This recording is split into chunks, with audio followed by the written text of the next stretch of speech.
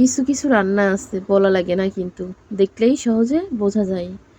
আসসালামু আলাইকুম, কেমন আছেন সবাই? আলহামদুলিল্লাহ, আমরাও কিন্তু ভালো আছি। তো এখানে হচ্ছে ভুড়ি রান্না। হয়তো অনেকে ফার্স্টে দেখেই বুঝে গেছে। আমি কিন্তু ভুড়ি রান্না করতেছি ছোট ছোট করে জুই ঝাল কেটে দিয়ে। যেহেতু আলু দেব না, একদম বোনা বোনা শুকনা শুকনা করব। কারণ ভুড়ি সবসময় ঝোল রাখার থেকে ভাজি ভাজি শুকনা শুকনা রাখলে কিন্তু বেশি মজা লাগে। তো আজকে দুপুরই হচ্ছে ভুড়ি রান্না, আর হচ্ছে সজনা দিয়ে শুটকি মাছ, পুঁটি মাছ শুটকি দিয়ে রান্না করা। এই যে একদম বোনা বোনা সরিষা বাটা দিয়ে পুঁটি মাছ শুটকি দিয়ে রান্না করেছি। অল্প হালকা গামাখা গামাখা ঝোল রাখিছি।